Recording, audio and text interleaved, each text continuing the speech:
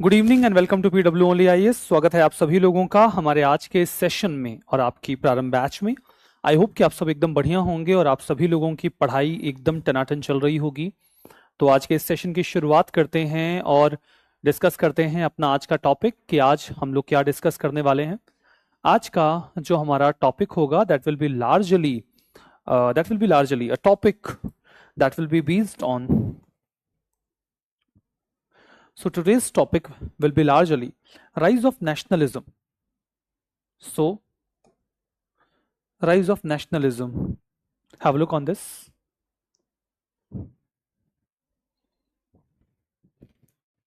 Okay, तो फिर चलिए शुरुआत करते हैं अपने आज के टॉपिक की। आज के अपने टॉपिक की शुरुआत करते हैं। तो chats,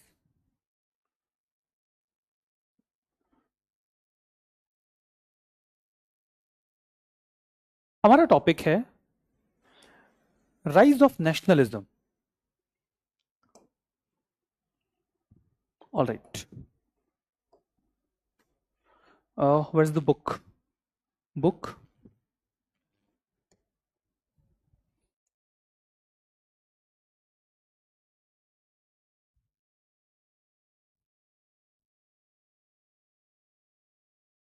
okay, got it, no worries. ठीक है, तो देखिए ये अपनी किताब है और इसमें अभी जो हमारा डिस्कशन हो रहा है that is on chapter number 7 और चैप्टर नंबर 8। चैप्टर नंबर 8 पर हमारा आज का डिस्कशन है rise of nationalism. Rise of nationalism के ऊपर आज की हमारी बातचीत है। तो चलिए शुरू करते हैं राइज ऑफ नेशनलिज्म के बारे में अपनी आज की बातचीत। राइज ऑफ नेशनलिज्म पर हम लोग यहां पर डिस्कशन कर रहे हैं। Let's discuss rise of nationalism. Topic है हमारा rise of nationalism.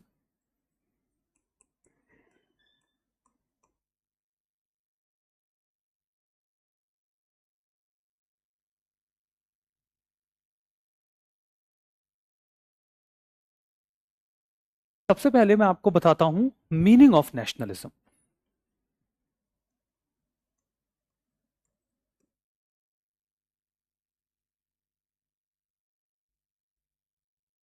Meaning of nationalism,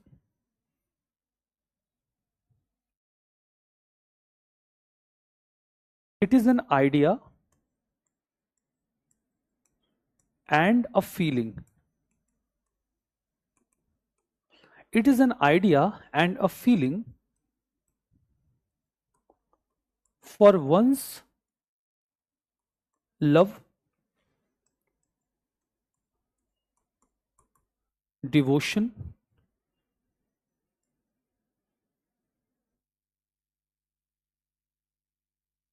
loyalty, and readiness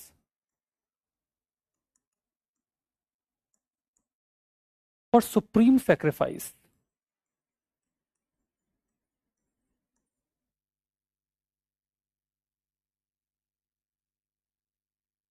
nationalism का मतलब क्या होता है?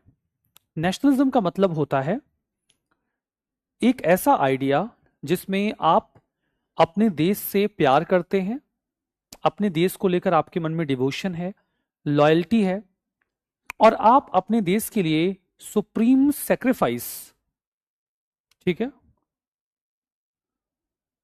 जो सुप्रीम सेक्रीफाइस है उसको देने के लिए आप पूरी तरीके से तैयार रहते हैं।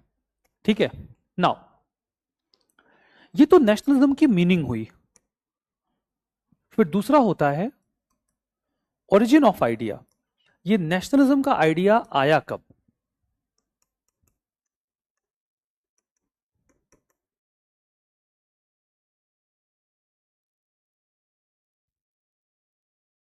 तो ये जो आइडिया ओरिजिनेट होता है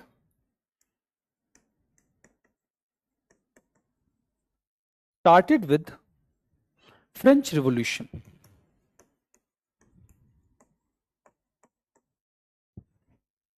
फ्रेंच रिवॉल्यूशन में इस आइडिया का ओरिजिन मिलता है। फ्रेंच रिवॉल्यूशन ले पैट्री और ले सिटोयन का कॉन्सेप्ट देता है। अगर आप फ्रेंच रिवॉल्यूशन को देखते हैं तो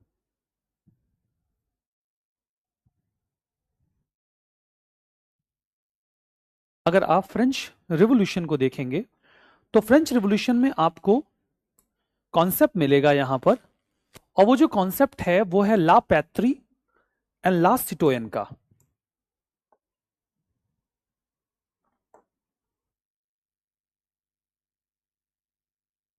वो कॉन्सेप्ट क्या है? वो कॉन्सेप्ट है यहां पे ला पैट्री और ला सिटोयन का, या ले सिटोयन। तो ला पैट्री और ले सिटोयन का जो कॉन्सेप्ट है वो यहां पर ओरिजिनेट हो रहा है या फिर जर्मिनेट हो रहा है। ठीक है, तो ये कॉन्सेप्ट आपको यहां पर देखने को मिल रहा है, ले पैट्री और ले सिटोयन का कॉन्सेप्ट। नाउ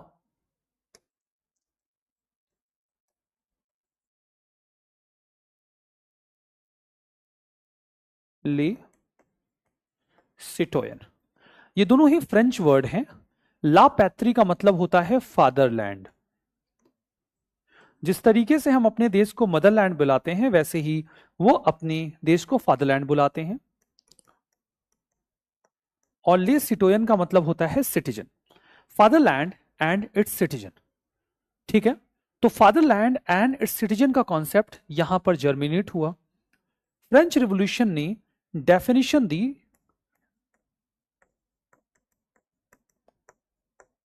नेशन की, मतलब एक देश क्या होता है, नेशन का मतलब क्या होता है, और डेफिनेशन थी nation is sum total of people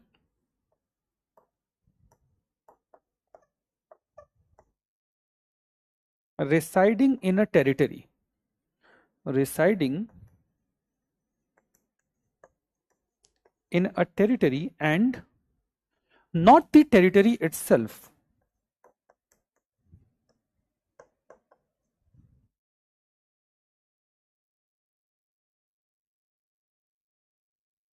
and not the territory itself।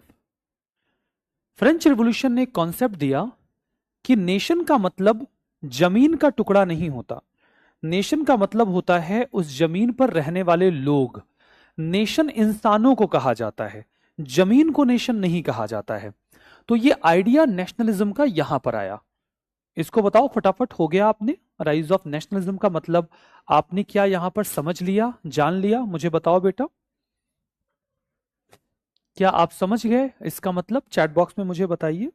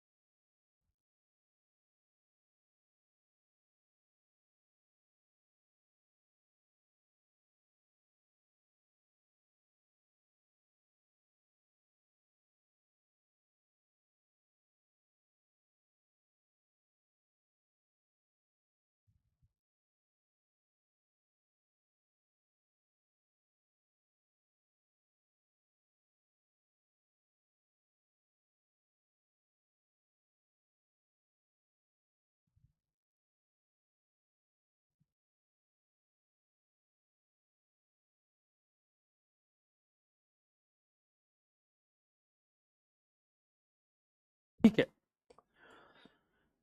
अब आइए हम देखते हैं इवोल्यूशन ऑफ नेशनलिज्म।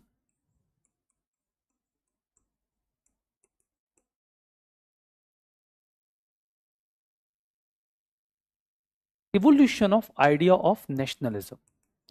मैंने आपको नेशनलिज्म के आइडिया की मीनिंग बताई कि उसका मतलब क्या है। फिर मैंने आपको बताया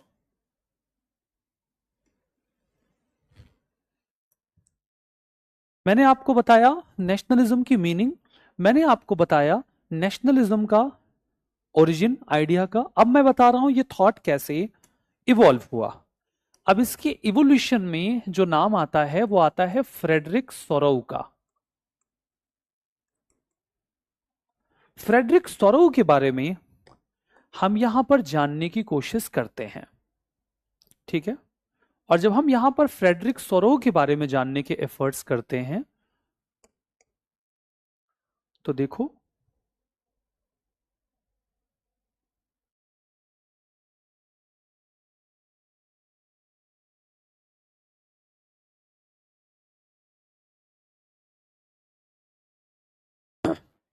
ये आपको फ्रेडरिक सोरोव दिख रहे हैं और आप इस पिक्चर को भी देखो। फ्रेडरिक सोरोव जो है ना, वो एक ऐसी दुनिया का इमेजिनेशन अपने पास रखते हैं, फ्रेडरिक सोरेव, जिसमें वो एक डेमोक्रेटिक और सोशल रिपब्लिक को इमेजिन करते हैं। ये एक पेंटर थे, आर्टिस्ट थे, जिनके मन में नेशनलिज्म को लेकर अपना एक आइडिया था। इन्होंने एक पिक्चर पेंट की थी जिसमें सभी लोग एक लाइन से आ रहे हैं, आगे बढ़ रहे हैं, और एक स्टैचू है जो अपने हाथ में एक टॉर्च लाइट लिए हुए है, जिसको आप मशाल कह सकते हो। सभी लोग उसकी तरफ जा रहे हैं और ऊपर से क्राइस्ट देख रहे हैं। तो ये इनकी एक इमेजिनेशन है कि कैसा होना चाहिए डेमोक्रेटिक और सोशल रिपब्लिक। तो फ्रेडरिक सोरेव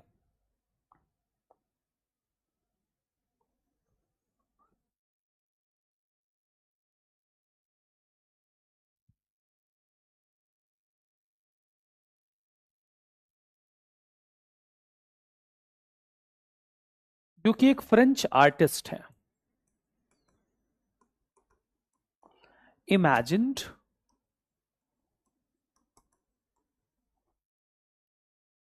नेशन। वो जो नेशन की इमेजिनेशन फ्रेडरिक सोरेव अपने मन में रखते हैं वो किस तरीके की है? वो एक डेमोक्रेटिक और सोशल रिपब्लिक की इमेजिनेशन रखते हैं। Democratic and social Republic. Democratic का मतलब होता है कि लोग चुनकर जाएं। सोशल रिपब्लिक का मतलब होता है कि सभी लोग बराबर हों। वो एक डेमोक्रेटिक और सोशल रिपब्लिक को इमेजिन करते हैं, फ्रेडरिक सोरेव। ठीक है, इसके अलावा बेटा आप देखो,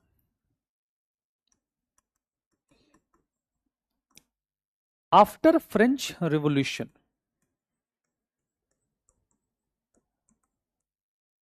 नेपोलियन का राइज हुआ। Rise of Napoleon. नेपोलियन का राइज हुआ। नेपोलियन ने जिस भी एरिया को कैप्चर किया, नेपोलियन ने जिस भी एरिया को कैप्चर किया, कैप्चर्ड यूरोप। और जब नेपोलियन ने यूरोप को कैप्चर किया तो नेशनलिज्म का आइडिया इमर्ज हुआ against Napoleon.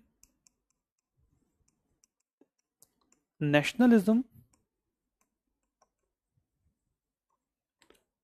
Emerged against Napoleon. Napoleon जब किसी देश के ऊपर हमला करता था तो वहां के लोगों के मन में यह फीलिंग आती थी कि कोई बाहर का आदमी है जो मेरे देश के ऊपर हमला करके उसे कब्जे में ले रहा है। तो लोगों के मन में ये जो सेंस आया कि कोई बाहरी कैसे हमारा देश कब्जा सकता है, इस फीलिंग को ही हमने नेशनलिज्म कहा। इसी बीच में हमने देखा कि मिडिल क्लास का राइज हुआ। इन बिटवीन मिडिल क्लास का राइज हुआ।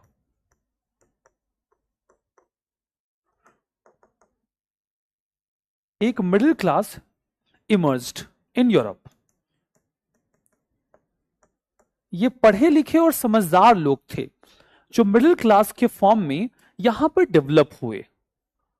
और जो मिडिल क्लास यहां पर इमर्ज हो रहा है बेटा, जो मिडिल क्लास यहां पर इमर्ज हुआ।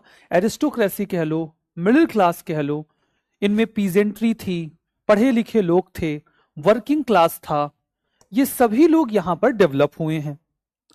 और जो इन सब लोगों का डेवलपमेंट हुआ एक मिडिल क्लास के फॉर्म में, तो कई तरीके के रेवोल्यूशनरी ऑर्गेनाइजेशंस भी बन रहे हैं। जैसे कि 1807 में जिनोवा में ग्यूसिप मैजिनी जो हैं वो बना रहे हैं यंग इटली, ठीक है। और बाद में उन्होंने यंग यूरोप भी शुरू किया। तो यंग इटली और यंग यूरोप जैसे रेवोल्यूशनरी ऑर्गेनाइजेशंस भी इसी दौर में बन रहे हैं, ठीक है। यंग इटली, मैजिनी, मैजिनी कौन है? Italian revolutionary,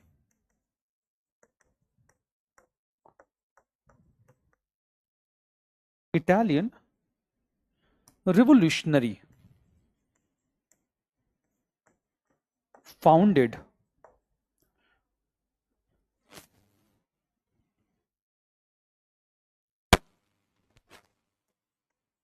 young Italy and young Europe। ये दोनों क्या हैं? रिवोल्यूशनरी ऑर्गेनाइजेशंस हैं। ये दोनों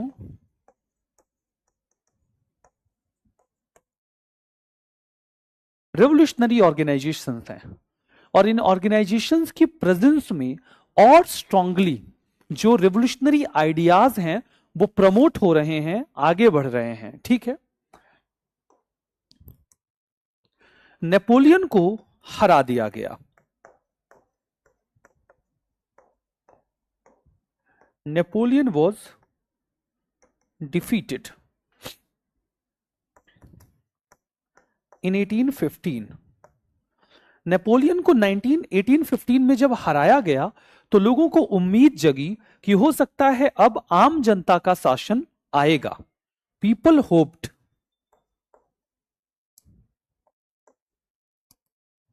पीपल होप्ड डेमोक्रेटिक गवर्नमेंट्स।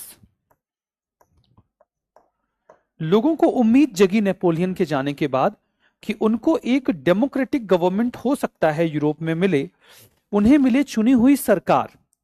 लेकिन क्या ऐसा सच में हुआ? ठीक है, क्या ऐसा सच में हुआ? नहीं, ऐसा नहीं हुआ। हुआ इसका ऑपोजिट। और ऑपोजिट क्या था? ऑपोजिट था rise of conservatism, rise of new conservatism. Rise of new conservatism में क्या हुआ कि सभी देशों में नेपोलियन के जाने के बाद वहां की पुरानी डायनेस्टी को फिर से वहां के राजाओं को गद्दी दे दी गई। न्यू कंजर्वेटिज्म को हम बोलेंगे revival of old dynasties.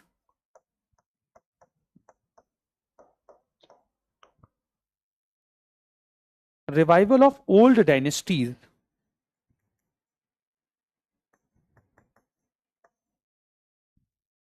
In Europe after Napoleon.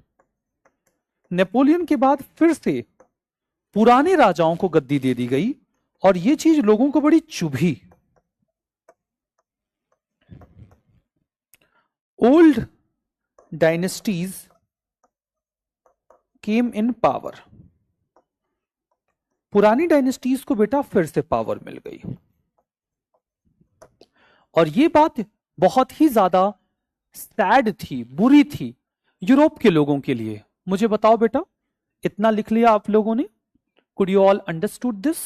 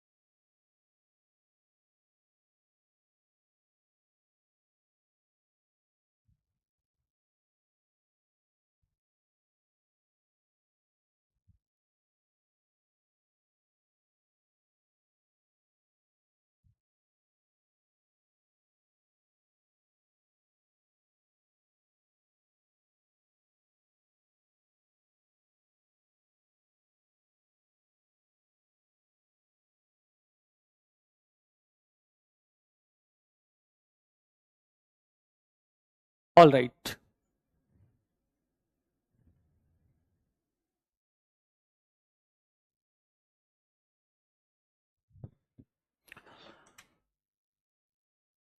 चलिए, फिर शुरू होता है age of revolution in Europe. Age of revolution in Europe. Age of revolution in Europe में क्या होता है? सबसे पहले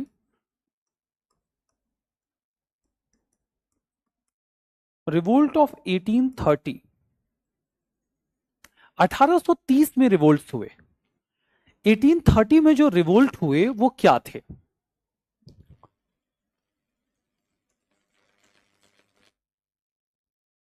Charleston was the king of France,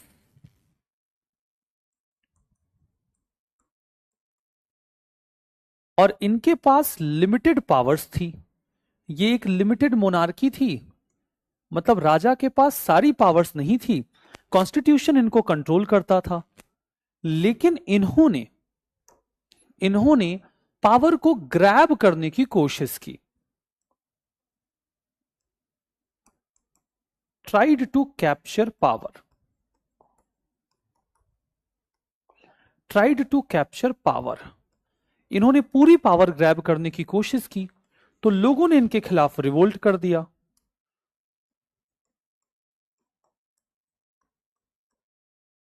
people revolted, और लोगों ने जो रिवोल्ट किया उसको कहा गया July revolution.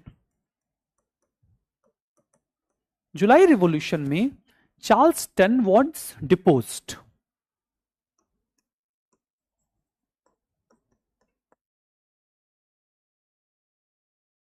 Charles ten was deposed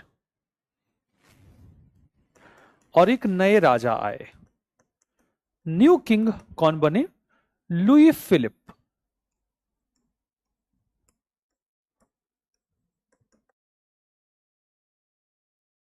Louis Philippe नाम के नए राजा बनाए गए, और फ्रांस ने लुई फिलिप के अंडर में फिर से कॉन्स्टिट्यूशनल मोनार्की को बनाया। लेकिन इनसे भी बर्दाश्त नहीं हुआ। थोड़े समय के बाद रिवोल्ट ऑफ 1848, रिवोल्ट ऑफ 1848 में हम देख रहे हैं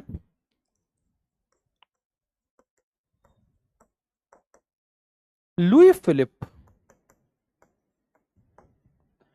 tried to control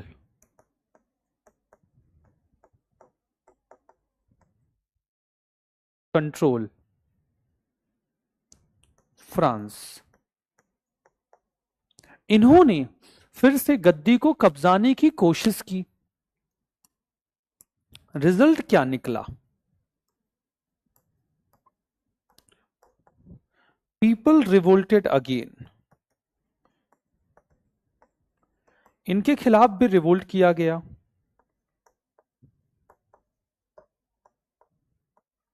overthrown him, इनको भी गद्दी से हटा दिया गया। इलेक्शन कराया गया।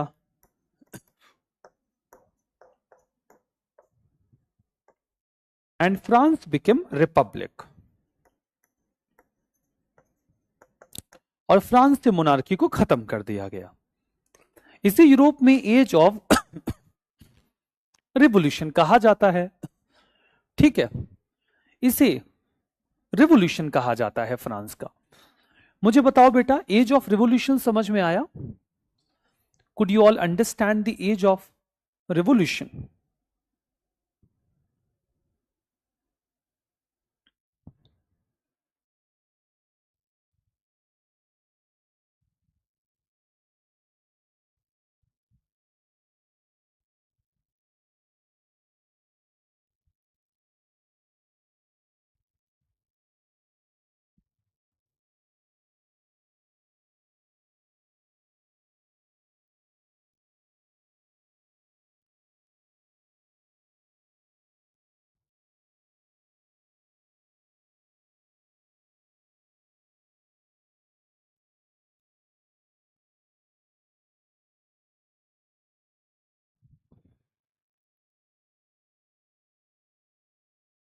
समझ गए?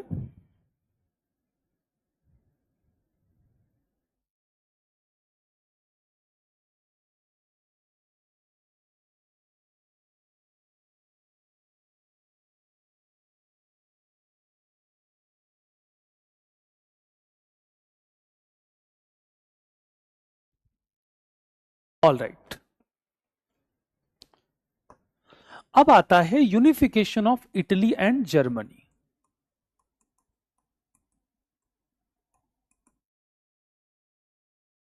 Unification of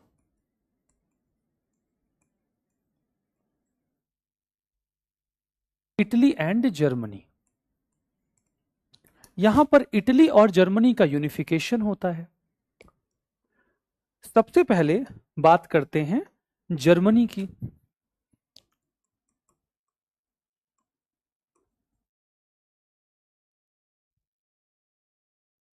Germany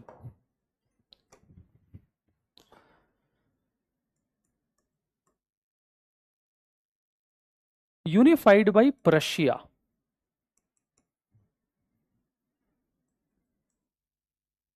by uniting small German states।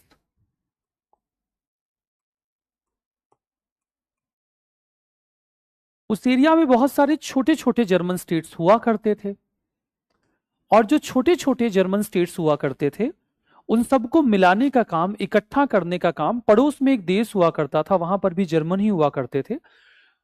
तो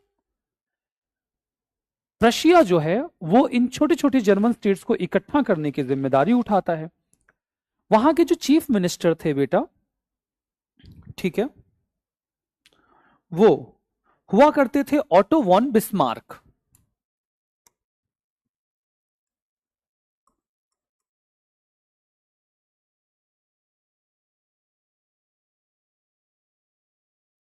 वहां के चीफ मिनिस्टर थे।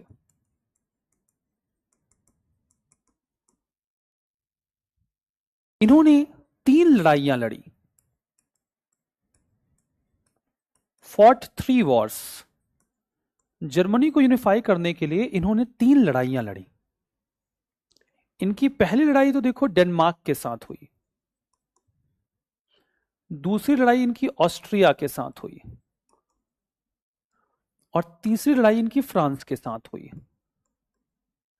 इन तीनों देशों से लड़कर इन्होंने यूनिफाई किया जर्मनी को।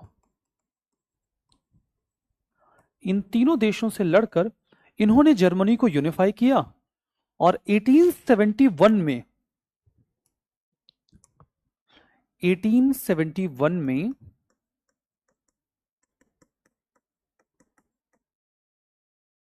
यूनिफाइड जर्मनी, एंड वहां के राजा विलियम बना दिए गए। ठीक है, और वहां के जो राजा थे विलियम वन, उनको यहां पर किंग बना दिया गया। William one became the king.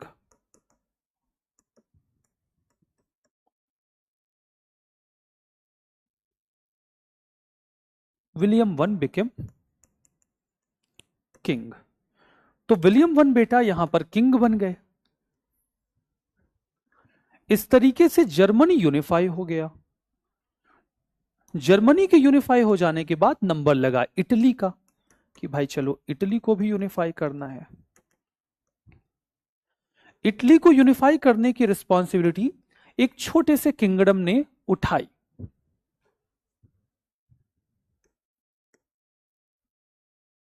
Unified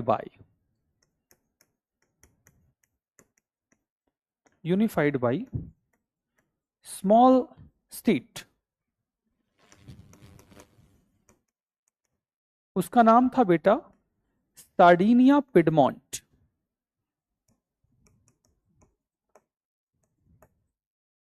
Sardinia Piedmont, इसको यूनिफाई करने में 3 लोगों का रोल रहा।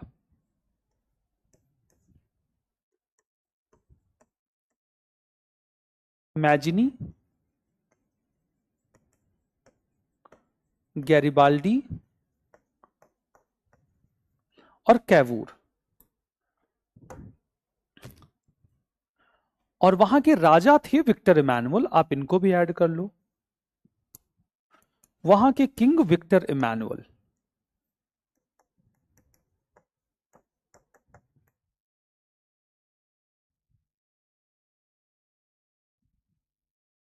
और वहां के राजा थे बेटा विक्टर इमैनुअल। विक्टर इमैनुअल जो थे वो फाइनली विक्टर इमैनुअल टू के नाम से जाने गए, इनको वहां का राजा बना दिया गया। मैजिनी ने यंग इटली बनाया।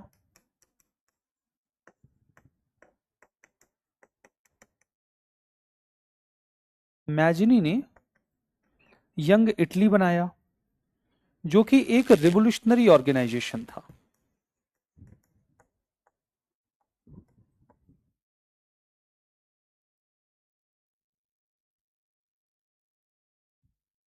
इन लोगों ने जो नॉर्थ का एरिया था,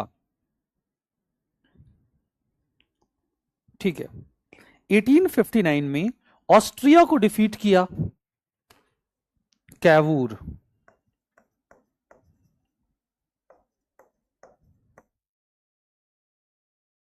Cavour and Victor Emmanuel to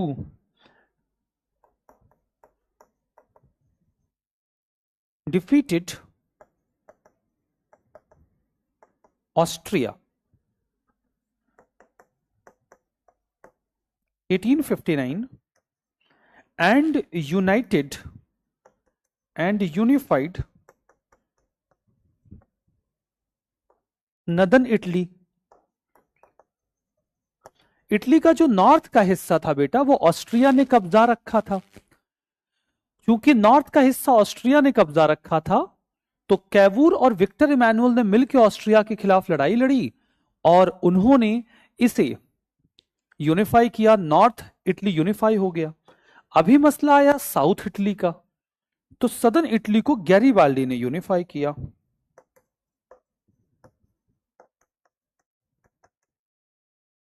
Garibaldi unified southern Italy. Southern Italy को किंगडम ऑफ टू सिसिलीज कहा जाता था।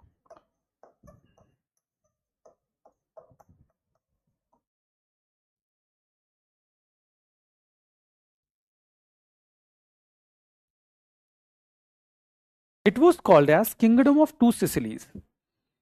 तो गैरीबाल्डी ने सदर्न इटली को यूनिफाई किया जिसे किंगडम ऑफ टू सिसिलीज कहा जाता था। और इस तरीके से 1861 में इटली यूनिफाई हो गया और विक्टर इमैनुअल यूनिफाइड इटली के राजा बने।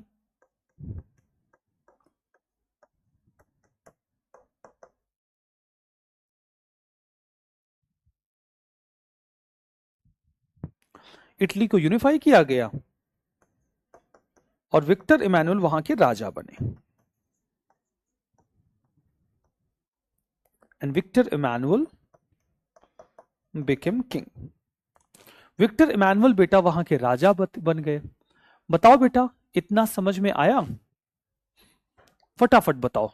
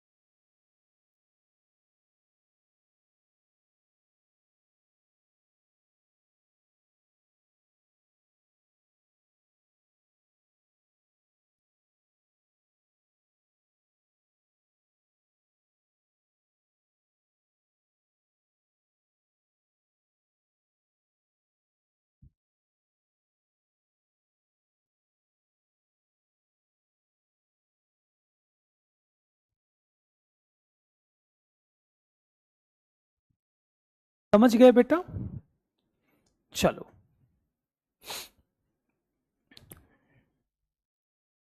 अब यहां पर हम लोग बात करते हैं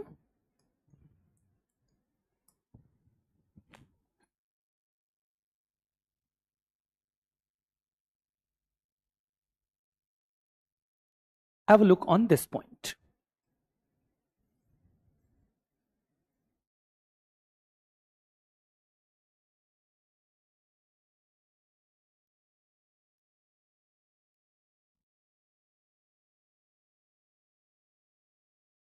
फिर आता है बेटा स्ट्रेंज केस ऑफ ब्रिटेन।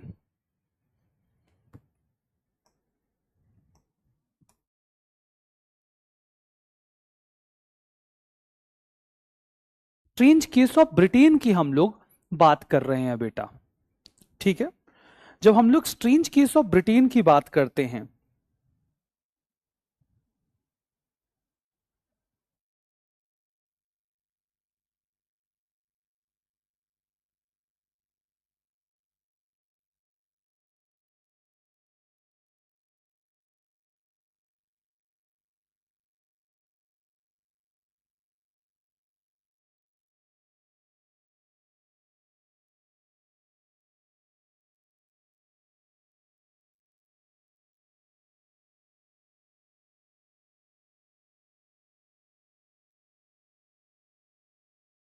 चलिए ब्रिटेन के बारे में बात करें। Strange case of Britain, 18th century में ब्रिटेन एक कंट्री के तौर पर इमर्ज हुआ। वहां पर एक एरिया हुआ करता था जिसको हम बुलाते थे इंग्लैंड। इंग्लैंड और स्कॉटलैंड का मर्जर हुआ। इंग्लैंड और स्कॉटलैंड का मर्जर हुआ एक्ट ऑफ यूनियन 1707 के तहत। 1801 में उसमें आयरलैंड को भी मर्ज कर लिया गया और इस तरीके से इन सभी लोगों ने मिलकर बनाया ग्रेट ब्रिटेन। और जो ग्रेट ब्रिटेन यहां पर बनाया गया, उसने अपना एक फ्लैग बनाया जिसको यूनियन जैक कहा गया, एक एंथम बनाया God save our noble king, English को एक लैंग्वेज माना गया और इस तरीके से ब्रिटेन एक नेशन के तौर पर डेवलप होकर आया। एक्ट ऑफ यूनियन 1707 का स्ट्रेंज केस ऑफ ब्रिटेन, ठीक है। यहां पर आता है बेटा स्ट्रेंज केस ऑफ ब्रिटेन कि ब्रिटेन कैसे एक कंट्री के तौर पर इमर्ज होता है।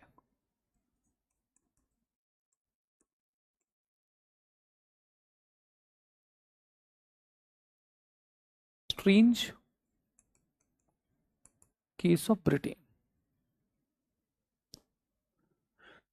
1707 में एक्ट ऑफ यूनियन बनाया गया, ठीक है, एक्ट ऑफ यूनियन। और ये जो एक्ट ऑफ यूनियन यहां पर लाया गया ना बेटा, उस एक्ट ऑफ यूनियन के तहत यहां पर इन दो देशों को आपस में मर्ज करके 1707 में इंग्लैंड और स्कॉटलैंड इकट्ठा हुए।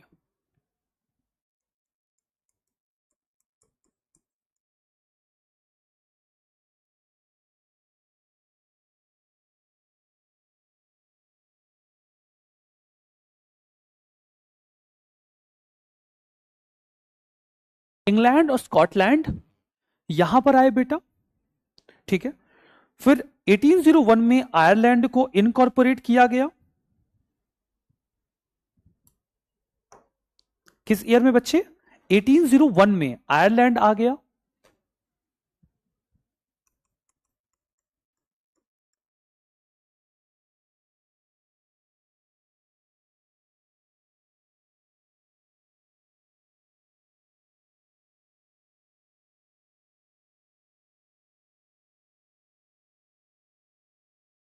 इस तरीके से ग्रेट ब्रिटेन फॉर्म हुआ।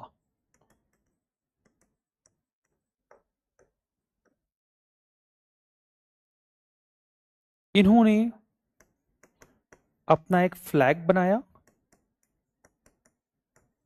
और ये लोग अपनी फ्लैग को यूनियन जैक बुलाते हैं। इन्होंने अपना नेशनल एंथम बनाया और इनका जो नेशनल एंथम बना वो था God save the noble king, God save our noble king, ठीक है, God save our noble king.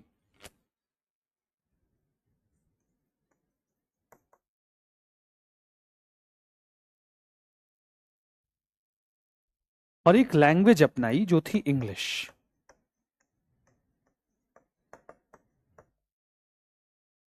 और इस तरीके से ब्रिटेन एक बहुत ही ताकतवर देश के तौर पर इमर्ज होकर आया। ठीक है, और इस तरीके से ब्रिटेन एक बहुत ही ताकतवर देश के तौर पर इमर्ज होकर आ गया। ये था बेटा strange case of Britain. That was a strange case of Britain. क्या आपने इसको लिख लिया बच्चा?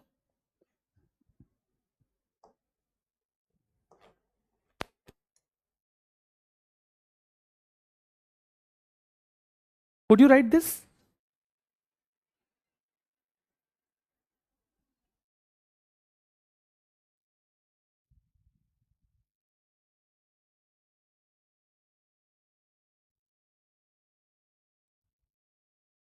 आपने ध्यान दिया होगा कि हमेशा जब भी हम किसी एक कंट्री को इमेजिन करते हैं तो उसे फीमेल फिगर के फॉर्म में इमेजिन करते हैं। जैसे लिबर्टी, इक्वलिटी, इन्हें जब भी एक विजुअल फॉर्म में लिया गया तो एक विमेन की तरह इमेजिन किया गया। हम लोग भी जब भारत को इमेजिन करते हैं तो हम उसे भारत माता बुलाते हैं। भारत माता बिकॉज जो कंट्री होती है वो आपके कल्चर का रिप्रेजेंटेशन होती है, और कल्चर को हमेशा से डिफेंड करने की, फॉलो करने की जो रिस्पॉन्सिबिलिटी रही है वो विमेन के ऊपर रही है। यही कारण है, यही रीजन है कि हमेशा किसी भी देश को एक मदरलैंड के तौर पे दिखाया गया। ठीक है, मदरलैंड के तौर पर जब भी किसी एक कंट्री को इमेजिन किया गया, उसके पीछे का कारण क्या था? कारण एकदम सिंपल था। कारण यानी कि reason was very simple. What was the simple reason? Mother को एक फीमेल फिगर के फॉर्म में हमेशा से किसी कंट्री को इमेजिन करने का जो केस था वो इसलिए था बिकॉज आपका देश आपके लिए वही करता है जो आपकी मदर आपके लिए करती हैं। एक मदर अपने बच्चे को फीड करती हैं, यानी कि उन्हें खाना खिलाती हैं, बिल्कुल वैसे ही एक कंट्री भी आपको फीड करती है। उस कंट्री में जो ग्रेन्स प्रोड्यूस होते हैं वो आपकी नीड को पूरा करते हैं। जिस तरीके से आपकी मदर आपको डिफेंड करती हैं, आपके ऊपर अगर कोई खतरा आता है तो आपकी मदर आपको बचाएंगी, बिल्कुल वैसे ही आपका जो देश है वो भी आपको डिफेंड करता है।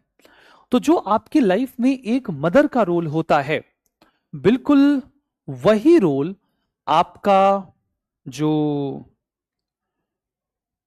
देश है वो आपके लिए प्ले करता है। That was strange case of Britain. अब चलो, ये बात तो मैंने आपको यहां पर बता दी कि क्यों फीमेल फिगर के फॉर्म में। हालांकि बाद में देखो बेटा कई सारे इंपीरियल पावर्स आ जाते हैं, ऑटोमन्स एंड ऑल, और ये लोग कंट्रीज की सॉवरेनिटी को हर्ट कर देते हैं और वो उन देशों के ऊपर कब्जा जमा लेते हैं। It happens in a form of case, this is equally true. तो ये बात भी पूरी तरीके से सच है, इस बात में भी कोई प्रॉब्लम नहीं है, कोई विवाद नहीं है। हाँ, अब आप एक बात और भी समझो यहां पे, you must also understand this thing. हाँ, इसके बाद जो टॉपिक यहां पर गिवन है वो है फर्स्ट वर्ल्ड वॉर एंड खिलाफत मूवमेंट। और यहां पर जो टॉपिक गिवन है बेटा,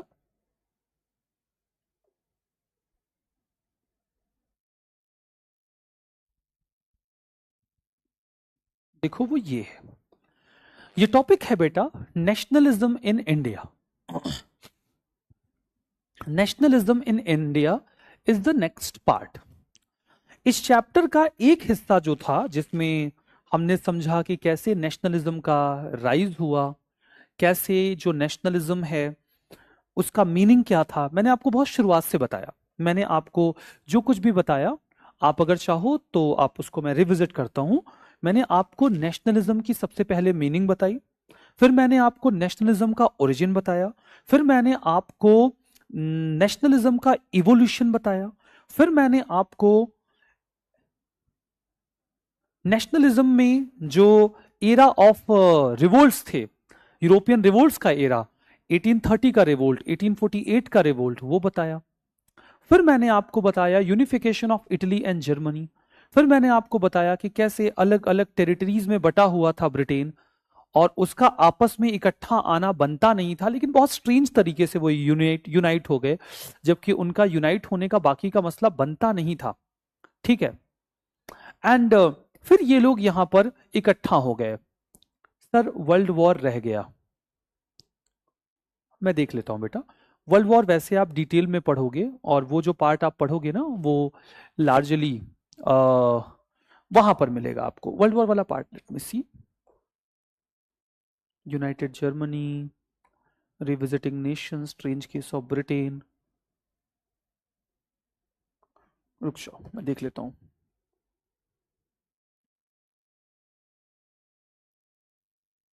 फर्स्ट वर्ल्ड वॉर का, अरे केवल इसमें जिक्र है, इसमें और कुछ फर्स्ट वर्ल्ड वॉर का है नहीं एग्जैक्टली exactly। बताने को मैं बता दे रहा हूं, लेकिन फर्स्ट वर्ल्ड वॉर जो है, जो फर्स्ट वर्ल्ड वॉर है वो एग्जैक्टली आप एडवांस क्लासेस में पढ़ेंगे डिटेल में। तो अभी के लिए मैं आपको ये बता दे रहा हूँ नेशनलिज्म एंड इंपीरियलिज्म, बट इसकी डिटेल्स आपको एडवांस क्लासेस में मिलेंगी। यहाँ पे एज सच कुछ इसमें लिखा भी नहीं हुआ है, सिर्फ यही बताया गया है कि नेशनलिज्म कुछ समय तक तो बना रहा, कुछ समय तक जो नेशनलिज्म है वो बना रहा, लेकिन बाद में कुछ यूरोपियन पावर्स का इमरजेंस हुआ, जिन्होंने नेशनलिज्म को यहाँ पर खत्म करना शुरू कर दिया। 1871 में जो बाल्कन रीजन था, अभी देखो आप इन कॉम्प्लेक्सिटीज में जाओगे तो समझ नहीं पाओगे। यूरोप का एक एरिया है जिसको बाल्कन एरिया कहा जाता है। उस बाल्कन एरिया में, बहुत ही छोटे से एरिया में बहुत सारे देश हैं। तो वो जो बाल्कन रीजन है उसमें कई सारे छोटे छोटे देश आते हैं, जैसे कि एक देश उसमें रोमानिया आता है, एक बुल्गारिया आता है, Albania, Greece, Macedonia, Croatia, Bosnia Herzegovina, Slovenia, Serbia, Montenegro. ये सभी कई सारे देश हैं जो उसी जगह पर आते हैं। इन सभी एरियाज में एक विशेष तरीके के लोग रहते हैं, और वो जो लोग वहां पर रहते हैं उन लोगों को कहा जाता है स्लाव। तो बाल्कन रीजन में रहने वाले लोगों को स्लाव कहा जाता है। ऑटोमन्स ने एक बहुत लंबे समय तक बाल्कन्स का ये एरिया कंट्रोल किया, लेकिन बाद में जो बाल्कन्स थे वो ऑटोमन्स से आजादी के लिए लड़ाई लड़ना शुरू करते हैं। ठीक है। उन्होंने जो लड़ाई शुरू की या इंटेंस कॉन्फ्लिक्ट स्टार्ट किया, वही फर्स्ट वर्ल्ड वॉर में कन्वर्ट हो गया। इतनी सी बात यहां बताई गई है। Don't indulge in this part, just leave it, इसको आप छोड़ दो। ये आप एडवांस में डिटेल में पढ़ोगे, बिकॉज इसमें ना बहुत कम जगह पे बहुत ज्यादा इंफॉर्मेशन पुट की गई है जो कि आप समझ नहीं पाओगे अभी के लिए। Leave it. World war 1 and 2 का एक डिटेल्ड टॉपिक है आपके एडवांस वर्ल्ड हिस्ट्री में, and that is the reason मैं इसको अलग से डील करूंगा वहां वाले पार्ट में। So I will be dealing this there only. ठीक है, समझ गए? तो मैंने आपको ये दिखा दिया, but this is not complete here. समझ गए बात को ना? चलो अब यहां पर आओ, यहां पर आप आओ और देखो, there is a topic nationalism in India. Nationalism in India का जो टॉपिक है ना, इस टॉपिक को आप समझो। इस टॉपिक का आपको यहां पर नोट्स बनाने की जरूरत नहीं है। क्यों इस टॉपिक का यहां पर आपको नोट्स बनाने की जरूरत नहीं है? रीजन बहुत ही सिंपल है, मैं आपको बताता हूं। What is the reason why it is very simple? Because nationalism in India आपको मॉडर्न हिस्ट्री में बहुत डिटेल में पढ़ना है। कौन पढ़ाएगा बेटा? मैं ही पढ़ाऊंगा। तो नेशनलिज्म इन इंडिया जो है वो मैं आपको पढ़ाने वाला हूं। ठीक है। तो अभी इसके बाद आपका मॉडर्न हिस्ट्री शुरू होगा, तो मैं इंडिया का नेशनलिज्म ऑलरेडी डिटेल में बताने वाला हूं, तो उसे वर्ल्ड हिस्ट्री में पढ़ने का कोई मतलब नहीं है। ये एक रिपीटेटिव टॉपिक है। बट फिर भी चलो, मैं यहाँ पे कुछ कुछ चीजें जो दी गई हैं मैं उनके बारे में आपको जरूर से बता देता हूं। बट यू जस्ट नो कि नेशनलिज्म इन इंडिया, इसका आपको नोट्स नहीं बनाना है।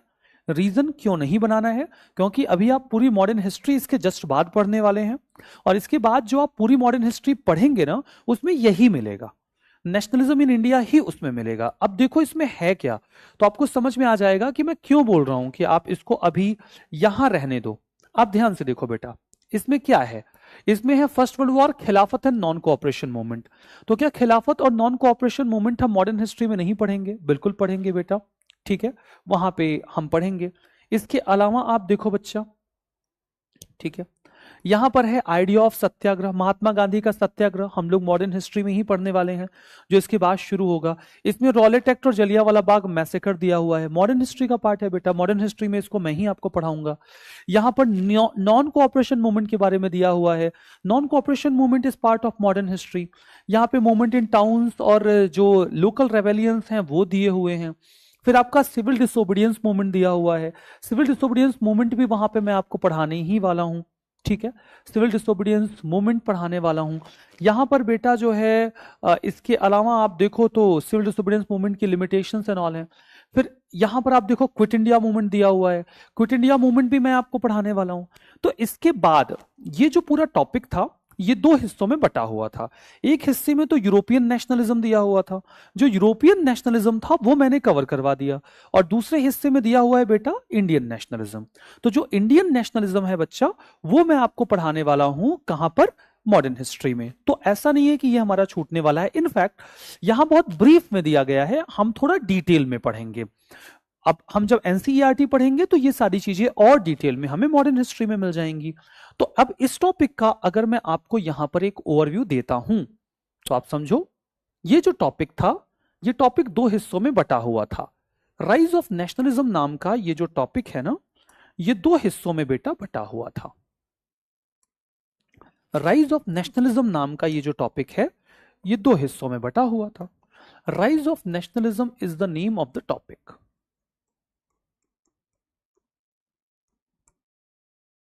राइज ऑफ नेशनलिज्म, ये दो हिस्सों में बटा हुआ था टॉपिक, जिसका एक हिस्सा था, इसका एक हिस्सा था यूरोपियन नेशनलिज्म, एक हिस्सा था यूरोपियन नेशनलिज्म,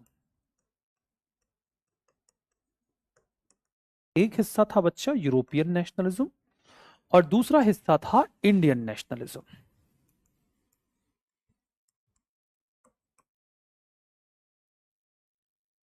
तो यूरोपियन नेशनलिज्म जो है वो मैंने आपको करा दिया, और इंडियन नेशनलिज्म जो है वो हम करेंगे कवर्ड इन मॉडर्न हिस्ट्री।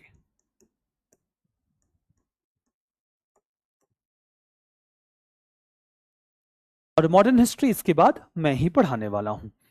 तो this is the topic that we have covered here. मुझे बताओ इतना आपको क्लैरिटी मिल गया? Could you all understand this? फटाफट मुझे बताओ बेटा, बताओ बच्चा, बताओ समझ आ गया इतना?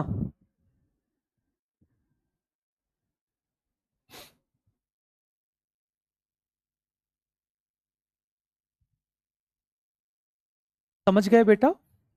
Done sir, done sir, done sir, बहुत अच्छा बेटा। Let's have a look on the next chapter. क्या है बच्चा अगले चैप्टर में, आइए समझते हैं।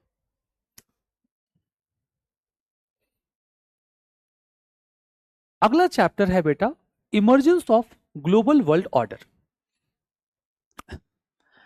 Emergence of global world order exactly एक आईआर का टॉपिक है। मैं आपको बताता हूं इसमें से कौन सा आईआर का टॉपिक है। Emergence of global world order IR का टॉपिक है। Era of industrialisation world history का टॉपिक है। कॉन्टेम्प्रेरी ग्लोबल वर्ल्ड ऑर्डर, ये भी इंटरनेशनल रिलेशंस का टॉपिक है। इंटरनेशनल ऑर्गेनाइजेशंस, ये भी आईआर का टॉपिक है। ग्लोबलाइजेशन, ये भी आईआर का टॉपिक है। सिक्योरिटी इन कॉन्टेम्प्रेरी वर्ल्ड, ये भी आईआर का टॉपिक है। जो भी गिवन टॉपिक्स हमारे पास बचे हुए हैं उसमें से केवल एक ऐसा टॉपिक है जो, ठीक है साहिल बेटा, अभी डिटेल में पढ़ाऊंगा बच्चा, मत परेशान हो, मैं ही पढ़ाऊंगा। आई will be the one who will be teaching you, don't worry बच्चा, मैं पढ़ाऊंगा। तो वो पूरा अभी हम लोग शुरू करेंगे ना, नेक्स्ट वीक से हम लोग आईआर स्टार्ट करेंगे, ठीक है। हाँ, तो इसको जो है हम लोग शुरू करेंगे तो उसको अच्छे से पढ़ेंगे, ठीक है। अब यहां पर देखो बेटा, यहां पर देखो तो आईआर का मतलब, कुछ बच्चा पूछ रहा है आईआर का मतलब क्या है। बच्चा आईआर का मतलब होता है इंटरनेशनल रिलेशंस। आईआर का मतलब होता है इंटरनेशनल रिलेशंस, ठीक है, अब ये जो टॉपिक्स हैं बच्चा, ये आईआर के हैं, इंटरनेशनल रिलेशंस के हैं। लार्जली ये वर्ल्ड हिस्ट्री में नहीं लाई करते। हालांकि फंडा, चूंकि आईआर की कोई एनसीईआरटी नहीं होती, समझ रहे हो ना बात को, बताता हूं बेटा मैं। आईआर की कोई एनसीईआरटी नहीं होती, क्योंकि आईआर की कोई एनसीईआरटी होती नहीं है, तो जो बच्चों की किताबें छपती हैं उसमें आईआर के चैप्टर भी वर्ल्ड हिस्ट्री में ऐड कर दिए जाते हैं। तो आईआर के जो चैप्टर्स वर्ल्ड हिस्ट्री में ऐड कर दिए जाते हैं वो हम लोग जो है यहां पे कवर करते हैं। ठीक है सर, ये आप ही कराओगे, इसका मैं आपको ओवरव्यू दूंगा, बिकॉज आईआर तो आप डिटेल में वहां पढ़ोगे। तो अभी मैं आईआर के जो टॉपिक्स हैं, आईआर के टॉपिक्स एडवांस में हैं। आईआर का सिलेबस एनसीईआरटी का नहीं है। आईआर का सिलेबस क्या एनसीईआरटी का है? नहीं, आईआर का सिलेबस किसका है? एडवांस का है। आईआर का सिलेबस किसका है बेटा? एडवांस का है। आईआर क्या एनसीईआरटी में पढ़ाया जाता है? नहीं पढ़ाया जाता।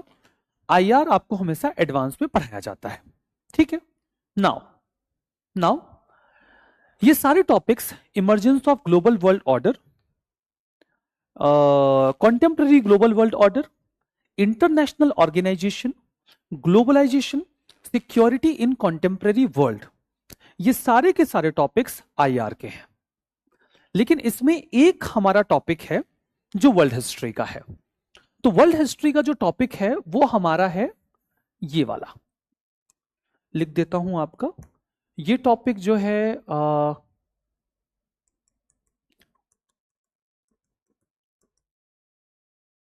ये पांचों टॉपिक्स आईआर के हैं।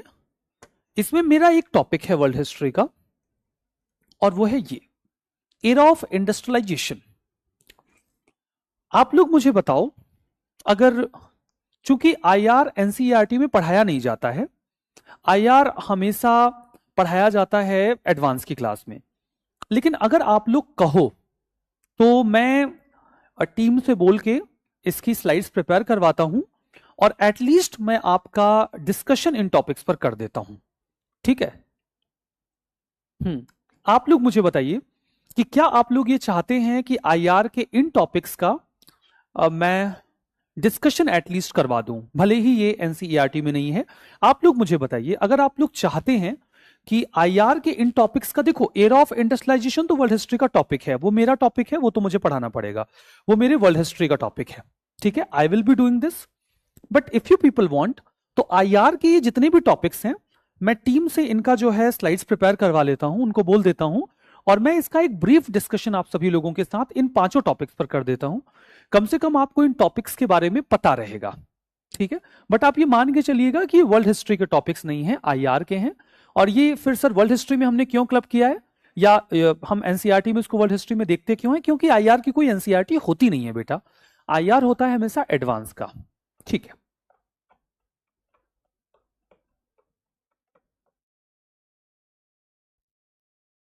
चलो ठीक है। तो 5 टॉपिक्स हैं आईआर के हमारे जो एनसीईआरटी में एडेड है। Emergence of global world order, contemporary global world order, international organisations, globalisation, security in contemporary world, ये 5 टॉपिक्स हैं। मैं टीम से बोल देता हूं, वो इसकी स्लाइड्स एंड ऑल प्रिपेयर कर देंगे, और मैं उसके बेसिस पर इसका डिस्कशन कर दूंगा। ये एडवांस में पढ़ाया जाएगा, एडवांस में जो भी टीचर आएंगे वो आपको पढ़ाएंगे। प्रोबेबली आपके आईआर की क्लासेस पारस सर लेते हैं, तो पारस सर पढ़ाएंगे, बट कोई ना, सर जब पढ़ाएंगे तब पढ़ाएंगे। अभी एटलीस्ट मैं आपको एक डिस्कशन कर देता हूं, डिस्कशन मैं कर दूंगा, ऐसा नहीं है, ताकि ये रहे कि हाँ ठीक है, थोड़ा बहुत हमने सुना है, जाना है, और फिर हम लोग मॉडर्न शुरू करेंगे। तो वर्ल्ड हिस्ट्री में मेरे पास एक टॉपिक और रह जाता है, और वो है एरा ऑफ इंडस्ट्रियलाइजेशन। तो देखो, पहले मैं अपना टॉपिक खत्म करूंगा, मतलब देखो, राइज ऑफ नेशनलिज्म मैंने करवा दिया है, लाइवलीहुड सोसाइटीज इकोनॉमीज मैंने करवा दिया था, सिंपल रीडिंग करवा दिया था, उसको हमारा डायरेक्ट नहीं था, बट फिर भी करवा दिया था। तो राइज ऑफ नेशनलिज्म मैंने करवा दिया है। अब कायदे से तो मुझे ये सीक्वेंस में emergence of global world order आ रहा है, लेकिन अभी मैं इसको नहीं कराऊंगा, पहले मैं अपना टॉपिक कराऊंगा। मेरा टॉपिक क्या है? मेरा टॉपिक अभी है एरा ऑफ इंडस्ट्रियलाइजेशन। तो पहले मैं अपना टॉपिक कराऊंगा एरा ऑफ इंडस्ट्रियलाइजेशन वाला। जब मेरा वर्ल्ड हिस्ट्री का टॉपिक फिनिश हो जाएगा सारा, ठीक है। अब मैं ये करवा दूंगा तो मेरा वर्ल्ड हिस्ट्री का टॉपिक फिनिश हो जाएगा। तो जब मेरा टॉपिक फिनिश हो जाएगा तब जो है मैं ये पांचों टॉपिक्स आपके आईआर के हैं, मैं डिस्कस कर दूंगा। मैं हिस्ट्री का मास्टर हूं बेटा, लेकिन फिर भी मैं आपका आईआर का टॉपिक डिस्कस कर दूंगा। There is no problem about it, इसको लेकर कोई भी यहां पे प्रॉब्लम और इशू नहीं है। चलिए फिर मैं अपने टॉपिक को यहां पे शुरू करता हूं बेटा, और आपको एरा ऑफ इंडस्ट्रियलाइजेशन बताता हूं। तो मैं आपको एरा ऑफ इंडस्ट्रियलाइजेशन बताता हूं। आई होप कि आपको क्लैरिटी है। मैं एरा ऑफ इंडस्ट्रियलाइजेशन बताऊंगा और मेरा वर्ल्ड हिस्ट्री का पार्ट फिनिश होगा। उसके बाद के ये पांचों टॉपिक्स मैं आपके साथ डिस्कशन में लेकर आऊंगा, और ये आप मेरी ओर से एक्स्ट्रा समझ के रखना कि it's some sort of the thing which is not directly in world history, लेकिन अब मैं पढ़ा देता हूं। मैं नहीं पढ़ाऊंगा तो फंडामेंटल में आपको कौन ही पढ़ाएगा, फिर आप सीधा एडवांस में ही पढ़ोगे इसको। तो थोड़ा सा फंडामेंटल में मैं पढ़ा देता हूं ताकि आपका कुछ तो बेस बना रहेगा। चलो थोड़ा सा हम लोग अब पहले मैं अपने टॉपिक पर कॉन्सेंट्रेट करूंगा। पहले मुद्दा होगा मेरा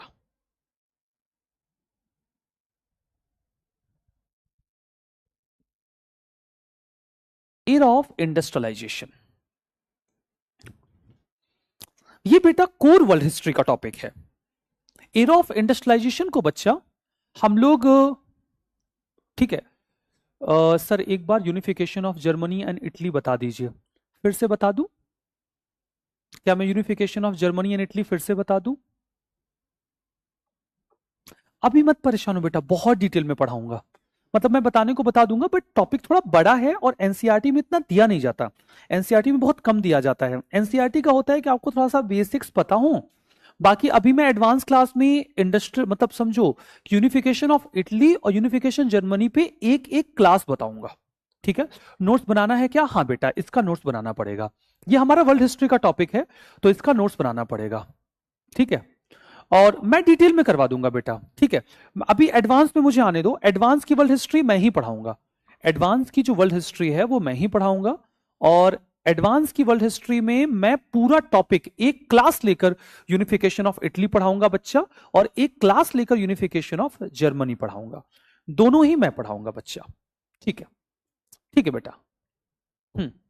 unification of Italy and unification of Germany, ये दोनों मैं एक एक क्लास लेकर पढ़ाऊंगा, तो मत परेशान हो, मैं ही पढ़ाऊंगा, मैं ही रहूंगा। सो यू डोंट वरी बच्चा, आई will be doing the class.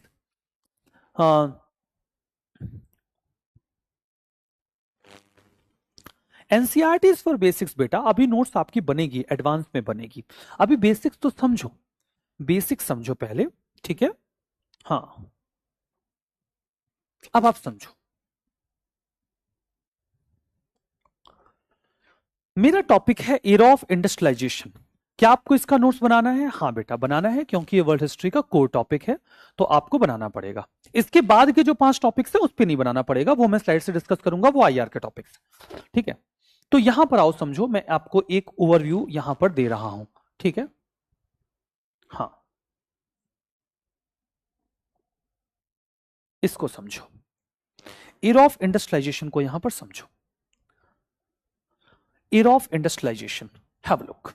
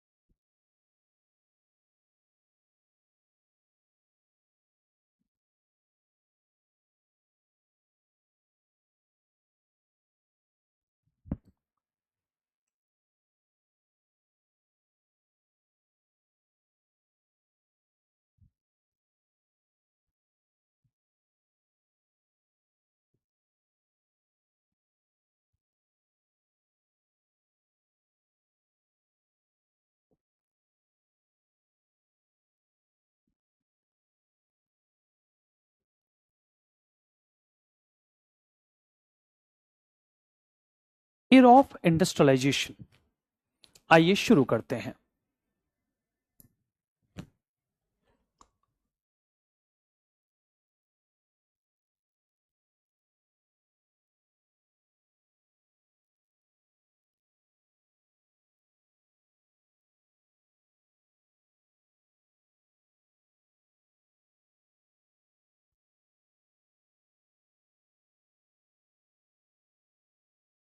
सबसे पहले बताता हूं what is industrialisation.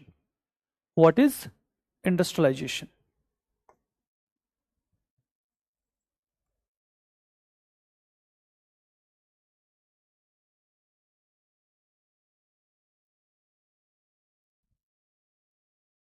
What is industrialisation?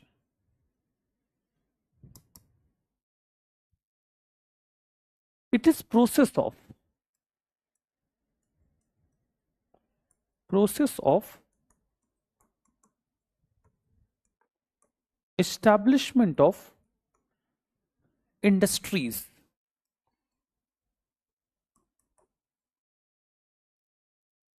as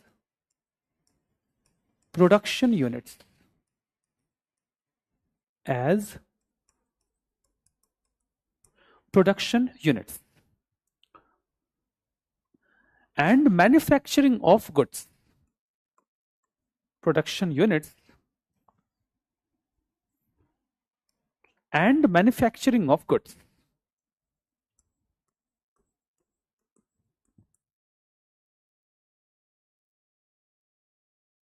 manufacturing of goods. बेटा किसी भी वर्ड के लास्ट में अगर TION लग जाए तो TION का हमेशा मतलब होता है बेटा प्रोसेस। प्रोसेस, TION का मतलब होता है बेटा प्रोसेस। तो जो TION लगा हुआ है तो इंडस्ट्रियलाइजेशन एक ऐसा प्रोसेस है जिसमें इंडस्ट्रियल यूनिट्स को लगाया जाता है और इन इंडस्ट्रियल यूनिट्स जो हैं, ठीक है, जो इंडस्ट्रियल यूनिट्स हैं यहां पर बेटा प्रोडक्शन किया जाता है। और जो प्रोडक्शन होता है बच्चा, उससे क्या होता है? प्रोडक्शन में क्या होता है? कोई भी कपड़ा या कोई भी चीज, ठीक है, कोई भी चीज यहां पर प्रोड्यूस की जाती है। नाउ कोई भी चीज यहां पर प्रोड्यूस की जाती है। एक मेरा बच्चा कह रहा है, दीक्षा कहती हैं कि सर आज का लेक्चर थोड़ा बोरिंग जा रहा है। बेटा मूवी नहीं है ना, समझो बच्चा, क्लास है। क्लास में कभी कोई टॉपिक आपको बहुत इंटरेस्टिंग लगेगा, मजा आ जाएगा, कभी किसी टॉपिक में बोरियत होगी। अगर ये मूवी होती तो आपको मजा आता, और बेटा अगर ये मूवी होती तो मैं आपको कहता कि बच्चा पॉपकॉर्न लेकर आना। लेकिन मैंने तो आपको नहीं बोला बेटा कि पॉपकॉर्न लेकर आना, सैंडविच लेकर बैठना, खाते रहना, ऐसे ऐसे मूवी देखते रहना। नो बेटा, this is not the movie, this is the class बेटा, and that too UPSC class.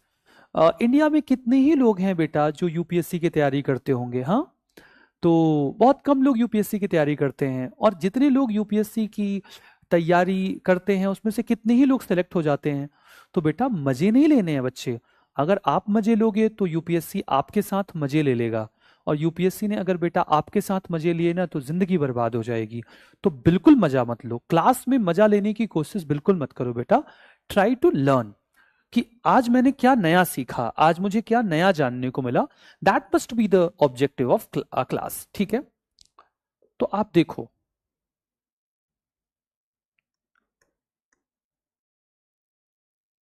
Industrialisation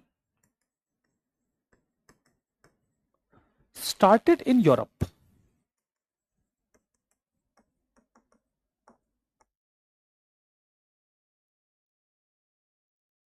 in 18th century,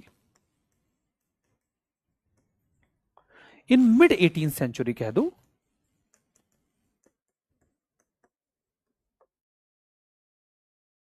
mid 18th century onwards। Mid 18th century onwards जब मैंने यहां पर कहा बेटा, तो इसका क्या मतलब है? मिड 18th सेंचुरी ऑनवर्ड्स का मतलब होता है बेटा 1750 onwards.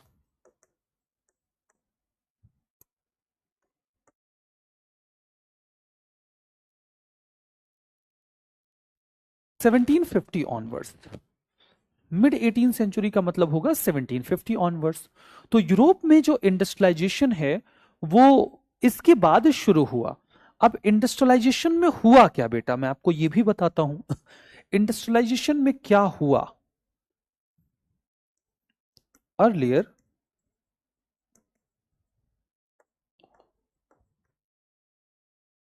production was done through manual labor.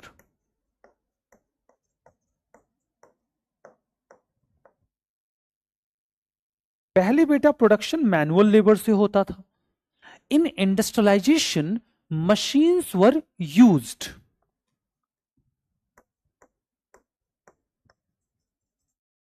Industrialisation में क्या हुआ बेटा?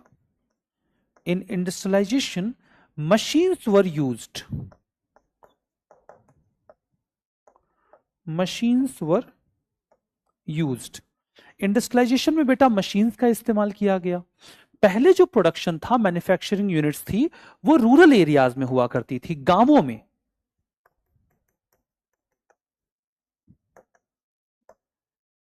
Earlier manufacturing units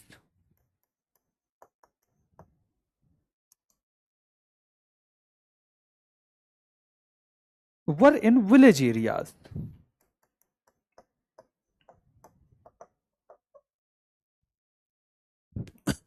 During industrialization, these production units were shifted to.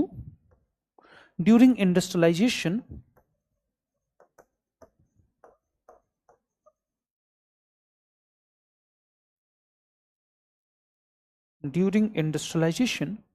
these production units were shifted to. कहां शिफ्ट कर दी गई बेटा? Urban areas. In production units को बेटा अर्बन एरियाज में शिफ्ट कर दिया गया. तो इस तरीके से बच्चा जो प्रोडक्शन यूनिट है वो, हां, प्रोडक्शन यूनिट्स हैं वो इनहेंस हुई. तो इंडस्ट्रियलाइजेशन का एक ऐसा एरा था बेटा जहां पर मशीनों से कपड़े बने, जूते बने, डेली यूटिलिटी के आइटम्स बने. ये सारी चीजें बेटा यहां पर प्रोड्यूस की जाने लगी. So all these things were produced here. All these things were produced here.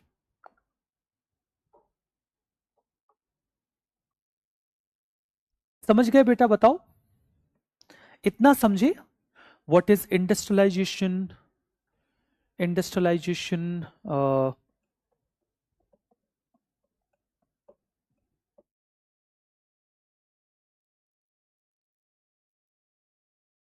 Which is the best industry in village और इन अर्बन? बेटा इंडस्ट्रीज अर्बन एरिया में हो ज्यादा बेहतर है. आर्यन बेटा कुछ स्पेसिफिक पूछो बच्चा. ऐसे पूछो कि सर ये वाली चीज समझ में नहीं आई तो फिर मैं आपको बताऊं. ठीक है बच्चा? आर्यन ऐसे कोई स्पेसिफिक चीज पूछा करो, सर ये वाली चीज समझ नहीं आई. स्टीम इंजन, स्पिनिंग जेनी, देखो आप सब लोग जानते हो. सर बेसिक के लिए आपके नोट्स इनफ है? हाँ जी फैजा बेटा, बेसिक के लिए नोट्स इनफ है. और बाकी एडवांस में और डिटेल में कराऊंगा तो और डिटेल हो जाएगा. First was cotton industry. Textile कहो बेटा ज्यादा अच्छा रहेगा. इसको टेक्सटाइल इंडस्ट्री कहना ज्यादा अच्छा होगा बच्चा. सर ये आगे भी बेस्ट टॉपिक आएगा. हाँ, मॉडर्न कब स्टार्ट होगा बेटा? नेक्स्ट वीक से मॉडर्न स्टार्ट कर देंगे. नेक्स्ट वीक से बच्चा मॉडर्न हिस्ट्री स्टार्ट कर देंगे. बाकी आप जैसी आज्ञा दो, बोलो तो कल ही से शुरू कर दें. जो है आईआर वाला पार्ट ना पढ़ाएं. आईआर वाला पार्ट वैसे भी मेरा है नहीं, तो आप बोलोगे तो आईआर वाला पार्ट नहीं पढ़ाऊंगा, सीधा कल से ही मॉडर्न शुरू कर दूंगा. नहीं, कल तो मेरा ये टॉपिक चलेगा, कल तो नहीं. ठीक है, आईआर वाला टॉपिक पढ़ाऊंगा तो 2-3 क्लास और ले लूंगा, आईआर के सारे टॉपिक्स पढ़ा दूंगा. उसके बाद आईआर मेरा है नहीं लेकिन पढ़ा दूंगा. साइड प्लीज, हट जाता हूं बच्चा, हट जाता हूं.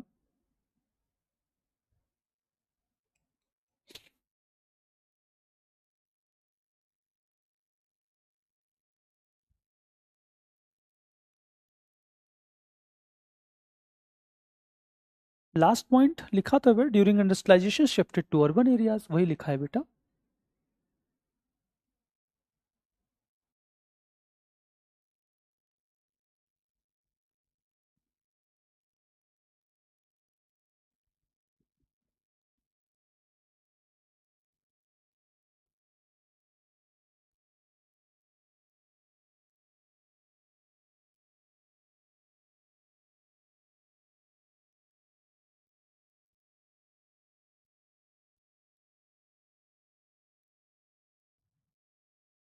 आधे बोल रहे हैं स्किप आईआर, आधे बोल रहे हैं डोंट स्किप आईआर। चलो एक ओवरव्यू दे दूंगा सारे बच्चों के लिए, मतलब जो बच्चे हैं आप भी पढ़ लो, थोड़ा सा आइडिया रहेगा और कुछ नहीं, ऐसे ही समझ लो। हिस्ट्री के टीचर से आईआर पढ़ के देखो, शायद अच्छा लगे ना लगे पता नहीं। ठीक है पढ़ा दूंगा बच्चा, पढ़ा दूंगा। हाँ हाँ पढ़ा दूंगा, पढ़ा दूंगा। कुछ बच्चा लोग बोल रहे हैं सर मत पढ़ाओ, छोड़ दो, मॉडर्न शुरू कर दो। पहले ये अपना, पहले मेरे को मेरा टॉपिक तो खत्म करने दो। Let me finish my topic first. ठीक है, डोंट स्किप, नहीं करूंगा बेटा, डोंट वरी, नहीं स्किप करूंगा, नहीं मैं करूंगा ही नहीं, स्किप नहीं करूंगा, मत परेशान हो, नहीं करूंगा, मैं करवाऊंगा उसको। ठीक है, इतना करवा दूंगा कि आपको बेसिक अंडरस्टैंडिंग मिल जाएगी, don't worry, I will do this.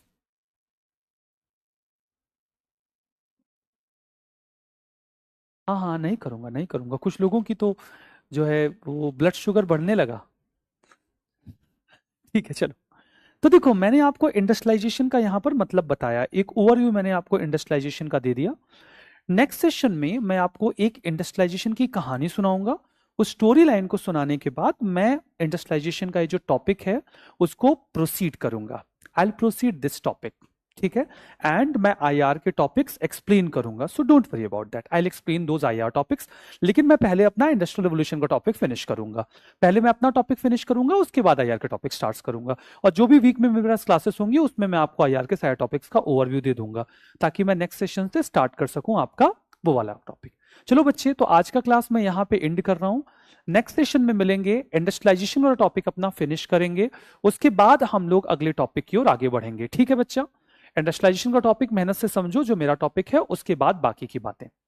Thank you so much for you all to stay in my class, thank you so much.